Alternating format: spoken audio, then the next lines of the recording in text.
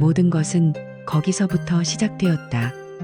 내가 친구들과 어울려 축구를 하고 싶다고 졸랐을 때 어머니가 그 슬픈 눈으로 나를 바라보며 저주와도 같은 비밀을 털어놓던 그날부터 민우야, 넌 아주 특별한 아이란다. 어머니의 목소리는 미세하게 떨리고 있었. 그 말이 내 삶의 모든 것을 영원히 바꿔놓을 줄이야. 나는 의학적으로 설명하기 힘든 희귀한 유전자를 가졌. 내 몸의 면역 체계는 언제든 나 자신을 적으로 인식하고 공격할 수 있는 시한폭탄과 같았다. 일상이 전쟁이었. 종이에 손가락을 베이는 작은 상처 하나에도 심장이 철렁 내려앉았고, 친구들이 넘어져 무릎이 깨지는 것을 볼 때면 나 자신의 일인 양공포에 질렸다. 나는 유리처럼 위태로운 존재였. 그날 이후로 나는 온 힘을 다해 뛰는 법을 잊었. 세상의 모든 격렬한 움직임과 활기찬 웃음소리는 나를 비껴갔. 나는 스스로를 깨지기 쉬운 괴물이라 부르며 나만의 그림자 속에 깊이 숨어 지냈. 두려움은 나의 가장 오랜 친구이자 유일한 보호자였다.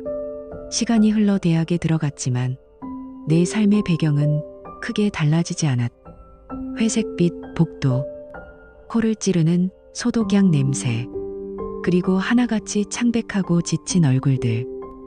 어머니의 손에 이끌려 처음 발을 들인 국립희귀질환 연구센터는 나의 새로운 세상이었다. 이곳은 병원도 학교도 아닌 그저 세상으로부터 격리된 섬 같은 곳이었다. 우리처럼 특별한 혹은 저주받은 이들이 정기적으로 모여 피를 뽑고 끝없는 검사를 받으며 서로의 그림자를 확인하는 곳. 바로 그곳에서 나는 지연을 만났. 그녀는 그곳에 존재하는 모든 것과 완벽한 대척점에 있는 사람이었다. 한마디로 그녀는 빛이었. 잿빛의 연구센터 안에서 유일하게 강렬한 색채를 가진 존재처럼 보였다. 모두가 희망 없는 표정으로 낡은 소파에 몸을 파묻고 있는 휴게실에서 그녀는 홀로 창가에 앉아 쏟아지는 겨울 햇살을 온몸으로 받고 있었. 그 모습이 너무나 비현실적이어서 나는 한참 동안 넋을 잃고 바라봤. 그때 그녀가 고개를 돌려 나와 눈이 마주쳤. 그리고는 마치 나를 기다렸다는 듯이 환하게 웃으며 내게 다가왔. 혹시 새로 오셨나 봐요. 딱 봐도 우리 쪽 사람 같은데. 그녀의 목소리는 청량한 탄산수처럼 톡 쏘면서도 장난기가 가득했. 어쩔 줄 몰라 굳어있는 내게 그녀는 한쪽 눈을 찡긋하며 비밀스럽게 속삭였. 걱정 말아요. 해치지 않으니까. 그 한마디에 내 세상의 두꺼운 얼음이 거짓말처럼 녹아내리는 것 같았. 그녀, 지연은 나와 같은 운명을 공유하고 있었. 하지만 그녀는 나처럼 어둠 속에 숨지 않았. 오히려 자신의 운명을 똑바로 마주하고 심지어는 그것을 즐기는 것처럼 보였. 우리는 연구센터의 텅 빈 복도를 함께 걷고 밍밍하고 맛없는 자판기 커피를 마시며 시간을 보냈. 이상하게도 그 삭막하고 차가운 공간이 우리에게는 세상에서 가장 아늑하고 특별한 안식처가 되어주었다. 왜였을까? 아마도 그곳에서만큼은 우리는 특별한 존재가 아닌 그저 서로의 아픔을 이해하는 평범한 청춘일 수 있었으니까. 여러분도 그런 경험이 있는가? 세상 모든 곳이 나를 이방인으로 만들 때 오직 한 사람 혹은 한 공간만이 나를 온전히 받아주는 그런 느낌 말이다. 어느 날 내가 조심스럽게 물었. 왜 이 지긋지긋한 프로그램에 계속 참여하는 거냐고. 혹시 돈 때문이냐고. 그러자 그녀는 고개를 저으며 나를 똑바로 바라봤다. 그 눈빛에는 한치의 그늘도 없었. 아니, 그냥 건강하게 아주 오래 살고 싶어서. 그 말에 심장이 쿵 하고 세차게 내려앉았. 죽음의 그림자를 안고 사는 사람이 그토록 순수하게 삶을 갈망하고 있었다. 살고 싶다는 그 단순한 욕망이 그녀를 얼마나 눈부시게 만드는지 나는 그때 처음 알았다. 지연에게는 작은 비밀이 있었다. 그녀는 늘 손바닥만한 검은색 가죽 수첩을 들고 다녔다. 우리가 만나 대화를 나눌 때마다 그녀는 그곳에 무언가를 짧게 마치 암호처럼 기록하곤 했다. 날짜일까? 아니면 복용하는 약의 이름. 어쩌면 내 이름일지도 모른다는 헛된 상상을 하기도 했다. 한 번은 내가 무심코 내 어린 시절의 상처에 대해 털어놓았을 때 그녀는 나를 위로하는 대신 말없이 수첩을 꺼내 무언가를 적었다. 그 모습이 너무나 궁금해서 혹시 내 뒷조사라도 하는 거예요. 하고 농담을 던졌지만 그녀는 그저 신비로운 미소만 지을 뿐이었다. 나는 더 이상 묻지 않았다. 그녀의 신비로운 일부로 남겨두고 싶었는지도 모른다. 그 검은 수첩은 그녀와 나 사이에 존재하는 설레면서도 아슬아슬한 거리감의 상징이었다. 우리의 관계는 서서히 하지만 걷잡을 수 없이 분명히 깊어졌다. 겨울방학이 시작될 무렵 우리가 세 번째로 만났던 날 밤이었다. 그녀의 집 앞 가로등 아래 하얀 입김이 흩어지는 차가운 공기 속에서 나는 생애 처음으로 용기를 냈다. 늘 그녀를 깨지기 쉬운 존재로만 여겼던 내 안의 두려움을 억누르고 조심스럽게 그녀에게 다가가 입을 맞췄다. 내 생애 첫 키스역. 모든 것이 서툴고 어색했다. 내가 너무 조심스러워하는 걸 느꼈는지 그녀는 내 품에서 살짝 벗어나 내 눈을 바라보며 부드럽게 속삭였다. 나 유리 인형 아니야. 민우야. 그렇게 조심하지 않아도 돼. 그 말은 단순한 위로가 아니었다. 함께 용감해지자는 내 세상의 벽을 허물고 들어오라는 초대장이었다. 나는 더 이상 망설이지 않았다. 그날 밤 우리는 서로의 온기를 나누며 오랜 시간 함께했다. 시간은 흘러 마법 같던 크리스마스 이브. 지연은 나를 자신의 집에 초대했다. 나는 평범하고 소박한 가정집을 상상하며 작은 케이크 하나를 사들었다. 하지만 그녀가 나를 데려간 곳은 집이 아니었다. 서울의 심장. 불빛이 꺼지지 않는 청담동의 밤하늘을 압도하는 거대한 주상복합 건물. 최고층에 위치한 현관문부터 압도적인 위압감을 풍기는 거대한 펜트하우스였다. 나는 그 자리에 얼어붙었다. 우리가 함께 시간을 보냈던 연구센터의 잿빛, 세상과는 완전히 다른, 내가 감히 상상조차 해본 적 없는 눈부신 세계였다. 자동문이 소리 없이 열리고 나는 대리석이 깔린 눈부신 거실로 안내되었다. 그리고 그곳에서 나는 지연의 아버지, 강 회장을 처음 마주했다. 그는 몸에 완벽하게 맞는 최고급 실크 가운을 걸친 채 거대한 가죽 소파에 몸을 파묻고 나를 훑어보고 있었다. 온몸의 피가 차갑게 식는 것 같았다. 그의 눈빛은 날카로운 메스와 같아서 내 낡은 코트와 어색한 미소, 그리고 내 존재 자체를 속속들이 해부하는 듯했다. 그는 일어나지도 않은 채 손에 들린 와인잔을 우아하게 흔들며 내게 첫마디를 건넸다. 목소리는 낮고 부드러웠지만 그 안에는 강철 같은 냉혹함과 경멸이 동시에 서려 있었다. 자네가 민우군인가? 사회학을 가르친다고 들었네. 그런 하찮은 벌이로 감히 내 딸에게 뭘 해줄 수 있겠나? 그때 테이블 아래로 지연의 따뜻한 손이 내 굳어버린 손을 감쌌다. 그녀는 내게만 들릴 듯한 목소리로 속삭였다. 아빠 말 신경 쓰지 마. 원래 저런 분이야. 내가 사랑하는 사람은 당신인데 그게 뭐가 중요해. 하지만 나는 알 수 있었다. 중요했다. 그녀의 아버지는 단순한 장애물이 아니었다. 그는 우리가 살아갈 세상의 법칙 그 자체였다. 그의 승인 없이는 우리의 사랑은 한나철 없는 불장난에 불과했다. 그날 이후 방 회장이라는 거대한 벽은 우리의 모든 순간에 불길한 그림자를 드리웠. 그럼에도 불구하고 나는 지연에게 청혼하기로 결심했.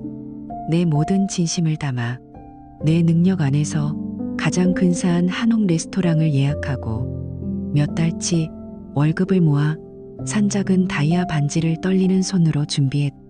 촛불 아래에서 그녀는 내 서투른 청혼의 눈물을 글썽이며 고개를 끄덕였. 바로 그때였. 내가 세상에서 가장 행복한 남자라고 느낀 그 찰나의 순간, 그녀가 얼음물을 끼얹었. 민우 씨, 너무 고마워. 그런데 혹시 우리 아빠한테 먼저 말씀드려주면 안 될까? 순간 레스토랑의 모든 불빛이 꺼지는 것 같았. 나는 얼어붙었다.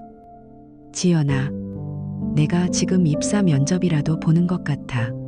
나는 너와 결혼하고 싶은 거야. 너의 아버지와 결혼하려는 게 아니잖아. 내 목소리는 나도 모르게 차갑게 식어 있었. 우리의 첫 번째, 그리고 가장 본질적인 다툼이었다. 그녀는 아버지가 우리를 걱정하기 때문이라고, 그게 그분만의 사랑 방식이라고 눈물로 호소했. 나는 그것이 걱정이 아닌 통제라고, 사랑이 아닌 소유욕이라고 맞섰. 그럼 당신은 평생 그렇게 아빠 허락받고 살 거야. 모든 걸 아빠가 정해주는 대로. 결국 우리는 어떤 합의점도 찾지 못한 채 냉랭하게 헤어졌. 모든 것이 끝났다고 생각했다. 하지만 사흘 뒤, 지연이 내 허름한 원룸문 앞에 서 있었. 퉁퉁 부은 눈에는 절망과 함께 알 수 없는 결의가 담겨 있었다. 그녀는 내게 다가와 와락 안기며 말했. 다시 해줘. 내가 바보같이 굴었어. 아빠가 아니라 당신을 선택할 거야. 그러니까 다시 나한테 청혼해줘. 민우야. 그녀는 아버지가 아닌 나를 선택한 것이다. 나는 주머니 속반지를 꺼내 다시 그녀의 손에 끼워주었. 우리는 모든 것을 이겨낼 수 있을 거라 믿었. 그것이 얼마나 어리석은 착각이었는지 깨닫기까지는 그리 오랜 시간이 걸리지 않았. 결혼식은 동화가 아닌 철저하게 계산된 비즈니스 행사였다. 지연의 몸값 수천만 원짜리 웨딩드레스, 수백 개의 샹들리에가 금빛 눈물을 흘리는 듯한 최고급 호텔 연회장, 그리고 250명이 넘는 정재계 하객들. 이 모든 것은 강 회장의 부와 권력을 과시하는 거대한 무대 장치에 불과했다. 내 하객은 어머니와 몇몇 친구들을 포함해 고작 15명. 그들은 명품으로 휘감은 사람들 사이에서 주눅이 든 채 어디에 앉아야 할지조차 몰라 예식장 구석에서 서성였. 가장 가슴 아팠던 건 내 어머니가 그 화려한 공간 속에서 완벽한 투명인간 취급을 당했다는 사실이다. 곱게 한복을 차려입은 어머니가 지연의 어머니인 윤 여사에게 다가가 인사를 건넸을 때, 윤 여사는 어머니에게는 눈길 한번 제대로 주지 않은 채 다른 재벌 총수의 사모님과 더 반갑게 인사를 나누었다. 나는 주먹을 쥔 채 그 모습을 지켜볼 수밖에 없었.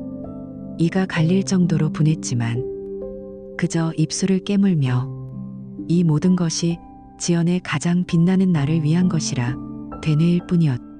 신혼여행은 비극의 서막이었. 강 회장의 개인 요트를 타고 떠난 7박 8일의 제주도 크루즈. 그곳은 우리 둘만의 공간이 아니었. 지연은 오랜만에 만난 유학 시절 친구들과 어울려 매일 밤 선상 파티를 열고 술에 취해 있었. 그들은 모두 나와는 다른 종족이었. 태어날 때부터 모든 것을 가진 자들의 여유와 오만함. 그들은 내 직업을 듣고는 교수여, 와, 정말 고상한 일이네요라며 비아냥거렸고, 내가 입은 옷 브랜드를 노골적으로 훑어보았. 나는 그들 사이에서 대화에 낄 수 없었. 점점 투명인간이 되어갔다. 특히 로버트라는 미국 유학 시절부터 알던 남자가 내내 신경 쓰였. 그는 노골적으로 지연의 허리를 감싸 안고 끈적한 블루스를 쳤고, 지연은 그것을 말리기는커녕 술에 취해 더 과감하게 그의 목에 팔을 둘렀. 내 안에서 무언가 툭 하고 끊어지는 것을 느꼈다. 결국 그날 밤 술에 취한 로버트 일행과 다른 손님 사이에 시비가 붙어 소란이 일었. 나는 지연의 손목을 잡아 끌고 객실로 돌아왔. 문을 닫자 숨막히는 침묵이 우리를 덮쳤. 그녀의 술 냄새와 비싼 향수 냄새가 뒤섞여 역하게 느껴졌. 우리는 아무 말 없이 서로를 노려보았다. 사과를 바랐던 걸까? 아니면 변명이라도 듣고 싶었던 걸까? 하지만 그녀의 눈에는 미안함 대신 짜증이 서려 있었다. 그 침묵 속에서 나는 우리 사이에 보이지 않는 금이 날카롭게 가기 시작했다는 것을 직감했.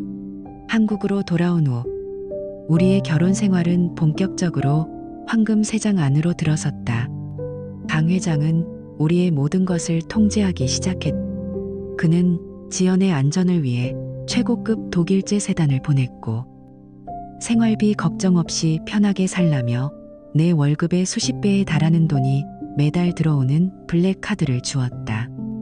내가 우리 힘으로 소박하지만 아늑한 전셋집을 구하자고 했을 때 그는 이미 강남의 최고급 주상복합 아파트를 우리 이름으로 계약해 놓았다. 한 번은 내가 큰맘 먹고 모아둔 돈으로 지연에게 평소 갖고 싶어 하던 시계를 선물한 적이 있었다.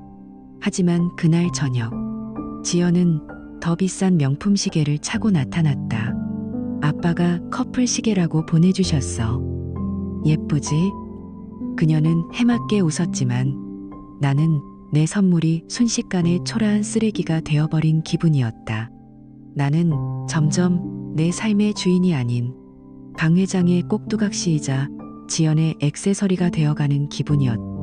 나의 존재감은 그의 돈과 권력 아래에서 매일 조금씩 확실하게 지워져 갔다. 그러던 어느 날 지연이 조심스럽게 임신 소식을 알렸다. 솔직히 기뻤다. 내 아이라니. 어쩌면 이 아이가 이 숨막히는 세장 생활의 돌파구가 될지도 모른다고 생각했다. 하지만 그 기쁨도 잠시. 지연은 내게 소식을 알리자마자 자신의 아버지에게 전화를 걸었다. 수화기 너머로 강 회장의 흥분한 목소리가 들려왔다. 그는 당장 국내 최고의 산부인과를 예약하고 아기방을 꾸밀 해외 인테리어 디자이너를 붙이겠다고 호언장담했다. 나는 그 순간 깨달았다.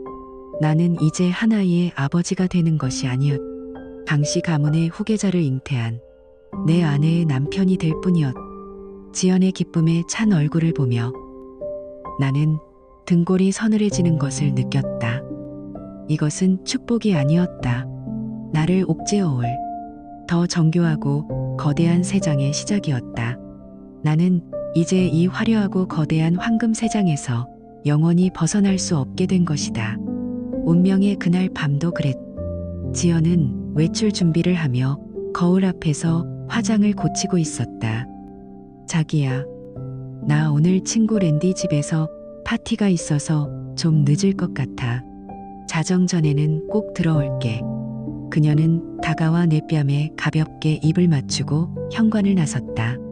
하지만 그 입술은 얼음장처럼 차가웠다. 온기가 전혀 느껴지지 않는 의무적인 키스. 그 순간 내 안에서 무언가 불길한 경고음이 울렸다. 그냥 느낌이 그랬다. 여러분도 그런 적 없는가? 아무런 증거도 없지만 본능적으로 무언가 잘못되었다는 것을 직감하는 그런 순간 말이다. 나는 더 이상 이 불안감을 견딜 수 없었다. 나는 하은이를 잠시 어머니 댁에 맡기고 차에 시동을 걸었다. 지연에게는 연구실에 급한 일이 생겼다고 둘러댔다. 그래, 서프라이즈 방문인 셈이다.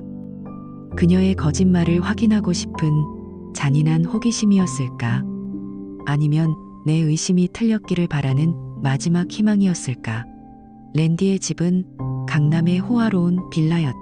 시끄러운 음악과 사람들의 웃음소리가 담장 밖까지 새어나왔다. 나는 익숙하게 안으로 들어섰다.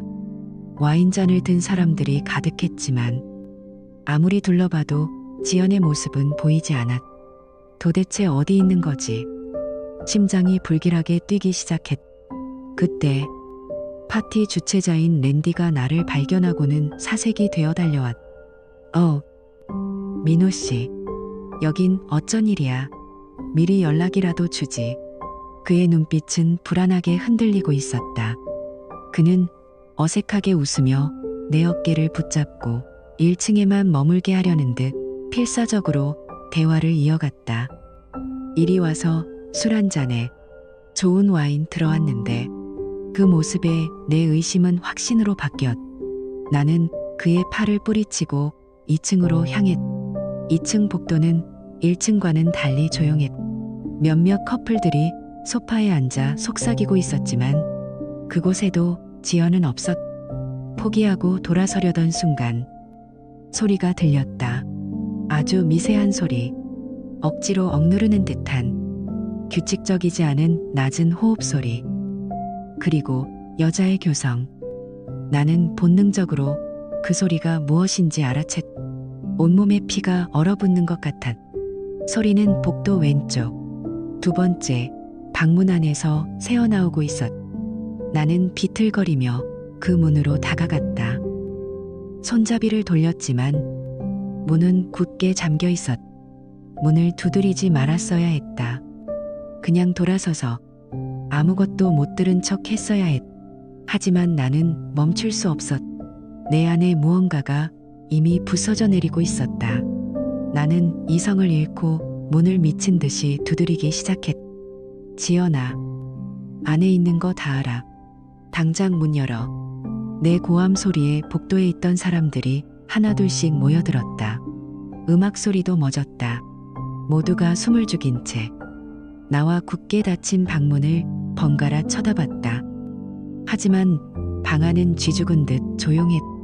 대답 없는 그 침묵이 그 어떤 대답보다도 더 잔인한 긍정이었. 나는 군중을 밀치고 아래층으로, 건물 밖으로, 내 차를 향해 미친 듯이 뛰어내려왔. 손은 격렬하게 떨렸고 머릿속은 텅 비었. 끊임없이 울려대는 휴대폰이 지옥의 소리처럼 들렸다. 결국 나는 달리는 차창 밖으로 휴대폰을 던져버렸. 도로 위로 튕겨나간 폰은 뒤따라오던 차에 깔려 산산조각 났. 내 결혼처럼. 다음 날 아침 지연이 돌아왔. 나는 전날 밤 그대로 불도 켜지 않은 거실 소파에 앉아 있었다. 그녀는 거의 잠을 자지 못한 핏발선 눈으로 나를 바라보았. 그 사람이 그렇게 좋았어. 내 목소리는 메마른 나뭇가지처럼 갈라져 나왔.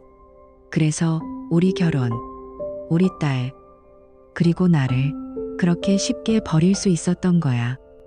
민우야, 그런 거 아니야. 정말 아무 일도 아니었어. 그냥 실수였어. 지연은 울먹이며 내게 다가와 매달렸. 실수.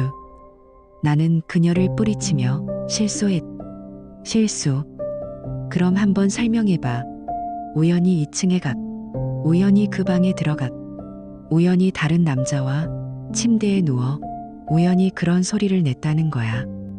내 목소리는 분노로 떨렸. 가슴은 쇠사슬로 조인 듯 아파왔. 내가 그렇게 멍청해 보여. 그 순간 나는 처음으로 그녀의 이름을 똑바로 불렀다. 증오를 담아서. 지연아, 이번이 처음 아니었잖아. 그렇지. 이번엔 그냥 내가 옷 나쁘게 발견한 게 처음이었을 뿐이지. 그녀는 내 말에 아무 대답도 하지 못하고 울음을 터뜨렸. 그것이 대답이었. 절망이 나를 덮쳤. 나는 마지막 힘을 쥐어짜 말했. 차라리 그 사람을 사랑한다고 말해. 그게 덜 비참하겠다. 왜냐면 넌 오늘 나를 사랑하지 않는다는 걸 확실히 증명했으니까. 그녀가 드디어 입을 열었. 그녀의 대답은 내 심장을 도려내는 칼날과도 같았다. 미안해. 이런 똑같은 일상, 똑같은 말들. 난 그냥 지겨웠어. 자극이 필요했어. 자극. 그녀는 우리의 삶을, 우리의 사랑을 우리의 가족을 지겨운 것이라 했고 다른 남자와의 외도를 자극이라 표현했다. 모든 것이 끝났. 나가 제발 그냥 내 눈앞에서 사라져줘. 나는 속삭였. 당신과 당신 아버지가 이겼어. 당신들이 원하던 대로 됐으니 이제 됐잖아. 그러니 제발 꺼져. 지연은 고개를 숙인 채 소리 없이 문을 열고 나가버렸. 텅 빈 집안에 홀로 남은 나는 무너져 내렸. 이보다 더 나쁠 수는 없다고 생각했. 하지만 그건 이제 막 시작될 기나긴 비극의 서막에 불과했다. 나는 정말 큰 착각을 하고 있었. 다음 날 아침, 내가 얼마나 틀렸는지를 증명하는 차갑고 공식적인 서류 봉투가 도착했다. 텅 빈 집의 정적을 깨고 배달된 것은 이혼 소장과 함께 동봉된 접근 금지 명령서였. 지연은 한치의 망설임도 없었. 마치 이 모든 상황을 기다렸다는 듯. 그녀와 그녀의 아버지는 하나의 거대한 기계처럼 일사불란하게 움직이고 있었다. 그들은 나를 내 인생에서 그리고 내 딸의 인생에서 완벽하게 도려낼 작정이었. 나는 지푸라기라도 잡는 심정으로 낡은 서류 봉투를 들고 변호사를 찾아갔다. 하지만 내 서류를 한참 들여다보던 중년의 변호사는 깊은 한숨을 내쉬며 고개를 저었다. 그의 눈빛은 동정심으로 가득했지만 그건 이미 패배를 예감한 자의 눈빛이었다. 민호 씨, 솔직하게 말씀드리겠습니다. 이건 싸움이 아닙니다. 계란으로 바위를 치는 것. 그 이상도 이하도 아니에요. 강 회장 측 로펌은 국내 최고입니다. 그들은 민호 씨를 불안정하고 폭력적인 가장으로 만들고 지연 씨를 불쌍한 피해자로 둔갑시킬 겁니다. 그걸 뒷받침할 증인과 증거는 돈으로 얼마든지 만들어낼 수 있고요. 양육권은 절대 가져올 수 없어요. 괜히 저항했다가는 지금 가진 것마저 전부 빼앗기고 아이 얼굴도 영영 못 보게 될 수 있습니다. 그냥 그들이 제시하는 대로 받아들이세요. 그의 말은 지극히 현실적이었지만 나는 받아들일 수 없었. 내 딸이다. 세상에 태어나게 한 책임이 있는 내 딸 하은이를 이대로 포기할 수는 없었다. 그게 이 세상에 내가 존재하는 유일한 이유였으니까. 나는 변호사의 만류에도 불구하고 공동 양육권을 요구하며 그들의 제안을 정면으로 거절했다. 정의가, 최소한의 부성애가 돈과 권력보다 우위에 있을 거라는 순진한 믿음. 그것이 내가 저지른 두 번째, 그리고 가장 치명적인 착각이었. 강 회장의 복수는 즉각적이고 내 상상을 초월할 정도로 잔인했으며 보이지 않는 권력의 힘이 얼마나 무서운지를 뼈저리게 느끼게 해주었다. 정확히 일주일 뒤 나는 대학에서 호출을 받았. 총장실에 들어서자 평소 인자하던 총장은 어려운 이야기를 꺼내듯 굳은 표정으로 서류 한 장을 내밀었. 해고 통지서였다. 사유는 제자 성희롱 혐의. 말도 안 돼. 헛웃음이 터져 나왔. 내 인생을 통틀어 누구에게도 해를 끼친 적 없는 나였. 내가 얼굴이 벌개져 거칠게 항의하자 총장은 피곤한 얼굴로 안경을 벗으며 말했다. 민호 선생, 나도 이러고 싶지 않네. 하지만 강 회장께서 우리 대학 최대 후원자 클럽 회장인 건 알고 있겠지. 그분이 직접 전화를 하셨어. 자네가 특정 여학생에게 성적을 빌미로 부적절한 행동을 했다고. 그 여학생의 진술서와 자네가 보냈다는 문자 메시지까지 증거로 제출했더군. 우리가 어떻게 하겠나? 이건 학교의 명예가 걸린 일이야. 그의 목소리에는 미안함 대신 성가신 일을 빨리 처리하고 싶다는 안도감이 섞여 있었다. 세상이 무너져 내렸. 나는 하루아침에 10년간 몸담았던 직장과 명예, 그리고 사회적 생명을 모두 잃었. 그들은 나를 사회적으로 완벽하게 매장시켜버렸. 모든 것을 잃고 벼랑 끝에 몰린 나는 마지막 남은 자존심을 걸고 미친 짓을 하기로 결심했. 어차피 이렇게 끝날 인생이라면 상처라도 남겨주고 싶었다. 나는 변호사를 통해 강 회장에게 역으로 제안했. 강 회장에게 전해주십시오. 깔끔하게 위자료 5억 원, 그리고 누구의 감시도 없는 하은이에 대한 완전한 단독 면접 교섭권을 주면 2번 다시 당신들 앞에 나타나지 않겠다고. 이게 내 마지막 제안입니다. 놀랍게도 강 회장은 내 제안을 받아들였. 아마도 5억이라는 돈은 그에게 푼돈이었을 것이고 나라는 존재를 자신의 딸과 손녀의 인생에서 빨리 그리고 완벽하게 지워버리고 싶었겠지. 그렇게 나는 내 명예와 직장 그리고 미래를 돈 몇 푼과 맞바꿨.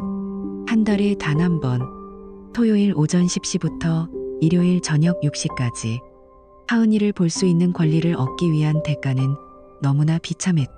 나는 살던 아파트를 정리하고 어머니가 사는 낡고 허름한 아파트의 작은 원룸으로 이사했. 내 삶은 완벽한 바닥으로 추락했다. 그 후 5년은 살아있는 지옥이었. 시간은 아무것도 해결해주지 않았다.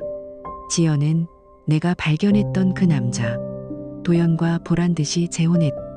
그는 지연보다 나이가 훨씬 많은 재벌 2세 사업가였고 강 회장이 직접 점지해준 사위감이었.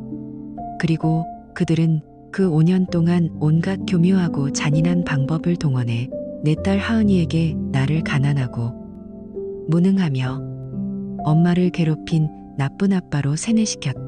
한 달에 한 번 만나는 하은이는 점점 더 나를 낯설어했. 심지어는 경계했다. 내가 사주는 장난감보다 외할아버지가 사주는 더 비싼 장난감이 좋다고 했고 내가 해주는 밥보다 새아빠와 가는 고급 레스토랑이 더 좋다고 했다. 내가 며칠 밤을 새워가며 만들어준 하은이의 성장 앨범을 보고는 엄마가 그랬는데 이거 다 거짓말이라고 했어요. 아빠는 우리랑 있을 때 한 번도 행복한 적 없었다고 라는 말을 하기도 했. 한 번은 내가 생일 선물로 정성껏 포장한 예쁜 인형을 건넸을 때 당시 7살이던 하은이가 내 눈을 똑바로 보며 이렇게 말했. 외할아버지가 그랬는데 아빠는 나쁜 사람이라서 아빠가 주는 거 받으면 안 된다고 했어요. 아이의 순수한 잔인함에 나는 심장이 칼로 도련해지는 것 같았. 아이는 죄가 없었. 그저 그들이 써준 대본을 앵무새처럼 읽고 있을 뿐이었. 하지만 그 고통은 너무나 생생해서 나는 점점 하은이를 만나는 날을 기다리는 것이 아니라 두려워하게 됐다. 그러던 어느 주말이었. 하은이는 장난감 병원놀이를 하던 중 무심코 이런 말을 내뱉었. 엄마는 맨날 피곤하대요. 그래서 외할아버지만 아는 의사 선생님이 주는 이상한 약 먹어요. 아무한테도 말하면 안 되는 비밀이래요. 이상한 약. 외할아버지만 아는 의사. 그 순간 내 머릿속에서 희미했던 과거의 기억.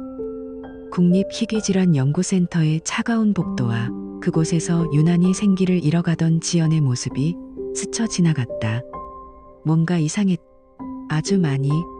하지만 그 의심의 조각을 맞출 힘조차 내게는 남아있지 않았. 나는 그저 절망이라는 깊고 어두운 늪에서 허우적거릴 뿐이었. 그렇게 또 2년이라는 무의미한 시간이 흘렀. 내 삶에 아무런 희망도 변화도 없을 것이라고 생각했던 어느 늦은 오후 낯선 번호로 전화가 걸려왔. 혹시 이민우 씨 되십니까? 다급하고 불안한 목소리였.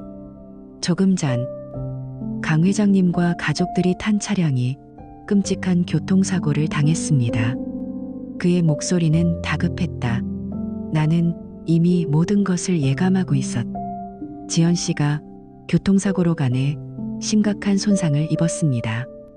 당장 간이식을 받지 않으면 며칠을 넘기기 힘듭니다. 그런데 아시다시피 지연 씨와 같은 특이 혈액 구조에 맞는 공여자를 찾는 건 불가능에 가깝습니다. 민우 씨가 유일한 희망입니다.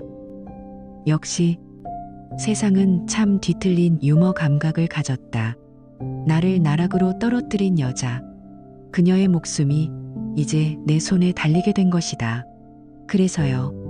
나는 아무 감정 없는 목소리로 물었.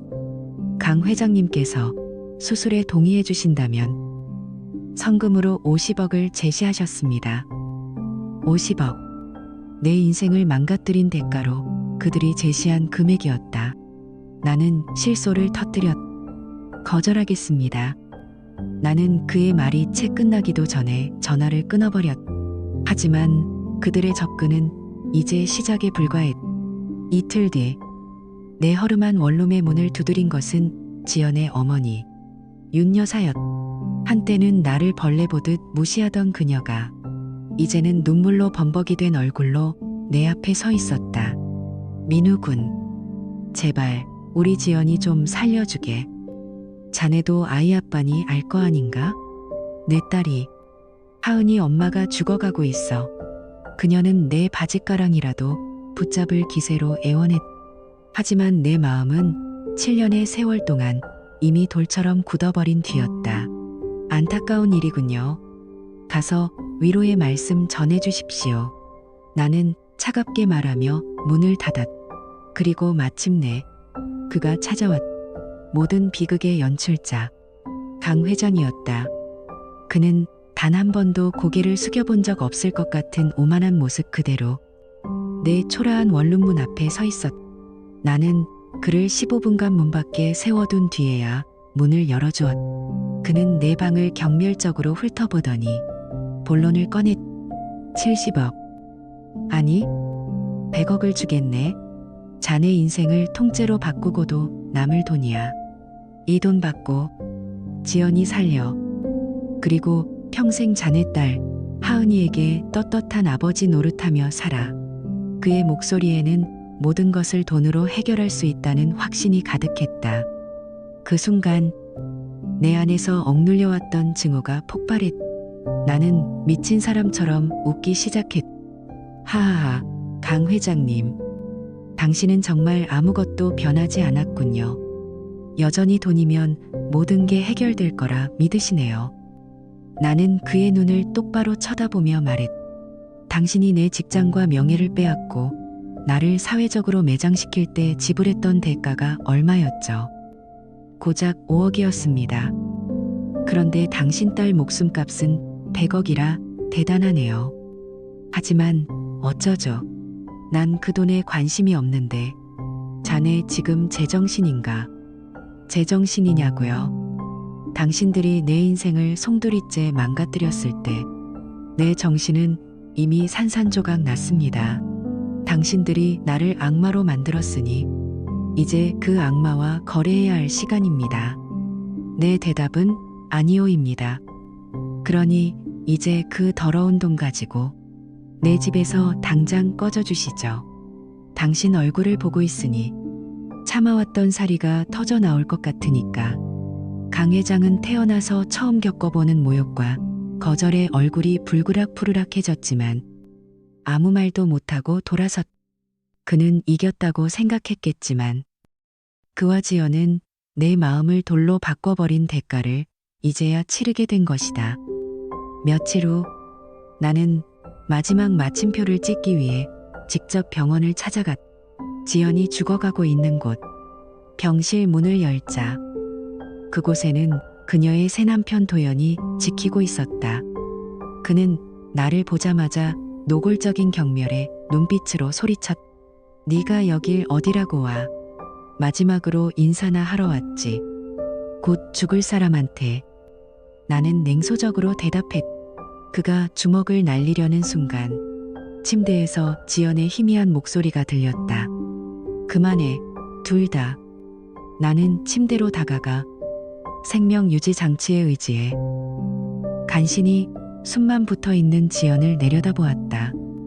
한때는 세상을 다 가진 듯 빛나던 그녀의 모습은 온데간데 없었. 꼴 좋네. 예전엔 네가 이렇게 누워있는 모습을 자주 봤는데 온갖 튜브에 연결된 채로 보게 될 줄은 몰랐지. 또 상처 주러 왔어. 그녀가 힘겹게 물었. 아니, 그냥 궁금해서. 죽어가는 부유한 쓰레기는 어떤 표정을 짓는지. 요즘은 돈만 많으면 천국 가는 길도 예약할 수 있다던데. 내 아버지가 100억이나 준다더라. 그 돈이면 예약할 수 있으려나. 내 잔인한 말에 그녀의 눈에서 눈물이 흘렀. 민우야, 네가 날 이렇게까지 미워할 줄은 몰랐어. 알아. 내 잘못인 거. 사과가 아무 의미 없다는 것도. 하지만 너 정말 많이 사랑했었어. 그녀의 마지막 고백. 하지만 그 말은 내 얼어붙은 심장을 조금도 녹이지 못했다. 그 사랑은 당신과 당신 아버지가 내 심장을 칼로 난도질했을 때 이미 죽었어. 나는 조용히 돌아섰다. 그것이 그녀와의 마지막이었다. 병원 복도를 걸어 나오며 나는 텅 빈 하늘을 올려다보았. 복수했다는 통쾌함은 없었다. 대신 거대한 우주에 홀로 남겨진 듯한 지독한 공허함만이 나를 감쌌. 나는 내 손으로, 내 선택으로 한때 내 세상의 전부였던 여자를 죽게 내버려 둔 것이다. 그녀가 죽은 후 나는 그녀의 무덤 위에서 춤을 추지 않았. 그럴 수도 있었겠지만 그럴 수 없었다. 복수는 통쾌함이 아닌 지독한 공허함만을 남겼다. 내 심장을 꽉 채우고 있던 증오의 얼음은 승리감으로 녹아내린 것이 아니라 그저 텅 비어버린 잿빛의 공간으로 변해갔다. 나는 살아있었지만 살아있지 않았다.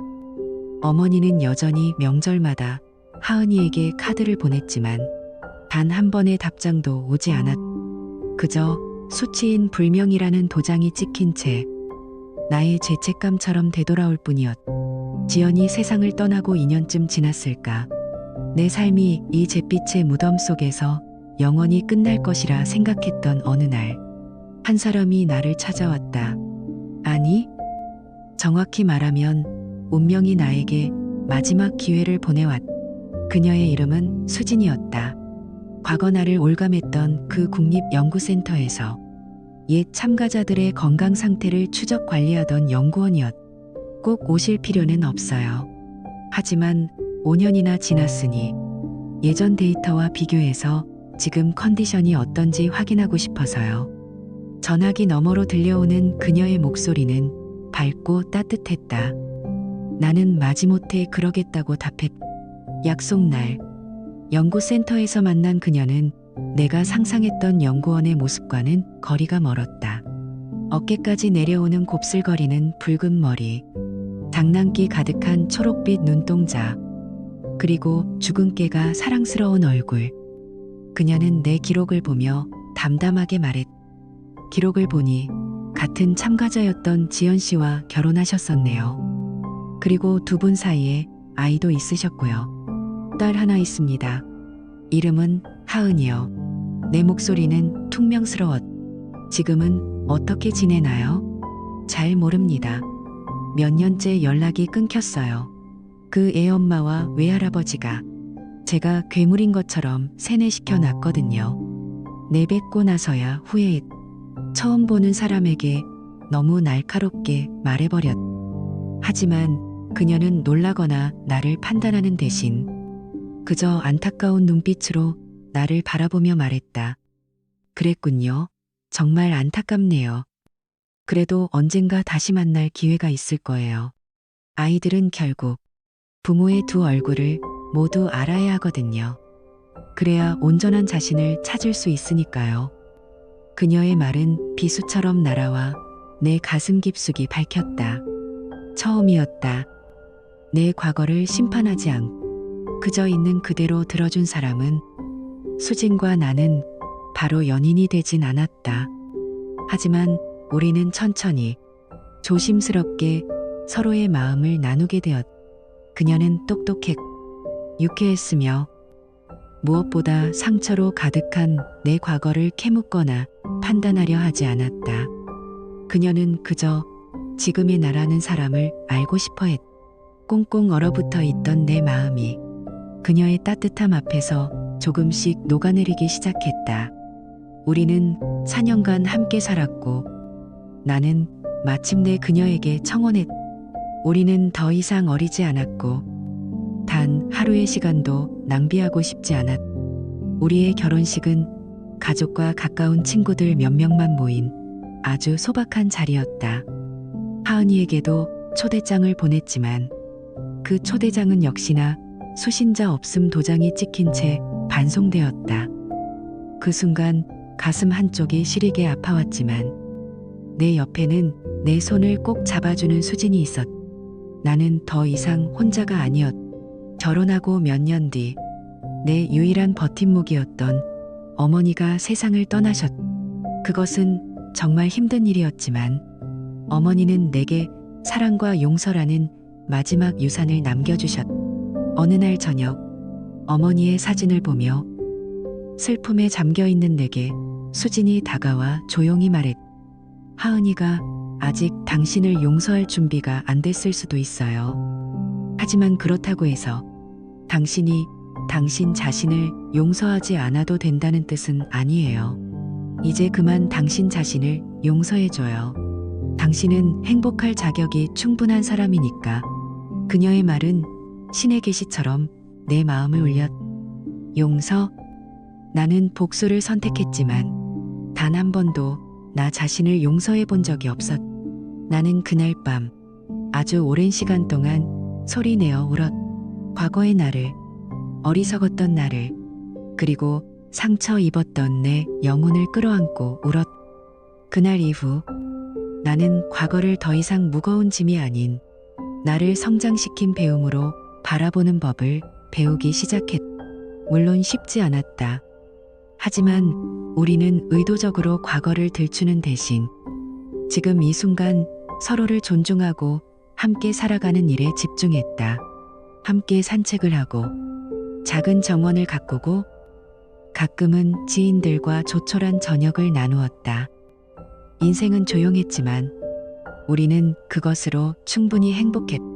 하은이라는 내 삶의 결핍은 언제나 존재했지만 나는 더 이상 거기에만 집중하지 않기로 했다. 우리는 입양에 대해 진지하게 이야기하기 시작했다. 나는 늘 큰 가족을 꿈꿨고 수진 역시 아이들을 통해 세상에 선한 무언가를 전하고 싶어 했다. 그 생각은 우리 둘 모두에게 따뜻한 희망으로 다가왔다. 삶은 내게 또 한 번 행복할 기회를 내밀었고 나는 이번에는 절대 그 손을 놓치지 않기로 결심했다.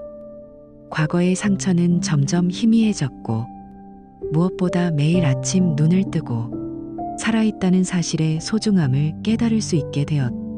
길고 긴 터널의 끝에서 나는 마침내 한 줄기 빛을 만났다. 나의 지옥 같던 이야기는 복수로 끝나지 않았다. 그것은 용서와 치유, 그리고 재생에 관한 이야기였다. 나는 과거의 나를 놓아주고 현재의 나를 끌어안는 법을 배웠을 때 예전에는 상상조차 할 수 없었던 평화를 만날 수 있었다. 이 새로운 삶의 장은 나에게 성장과 변화, 그리고 다시 사랑할 수 있음을 선물했다. 나는 지금 내가 살아있음을 진심으로 고맙게 느낀다. 그리고 이 모든 이야기를, 나의 기나긴 여정을 조용히 마음속에 간직한 채 오늘을 살아간다. 여기까지 제 길고 아픈 이야기를 함께 해주셔서 진심으로 감사합니다. 사랑도, 분노도, 그리고 용서도 결국 다 사람이 만들어가는 이야기겠죠. 때론 그 모든 상처를 끌어안고 묵묵히 걸어가는 것이 진짜 어른이 되는 길인지도 모르겠습니다. 이 이야기가 여러분의 마음 어딘가에 작은 울림이 되었기를 바랍니다.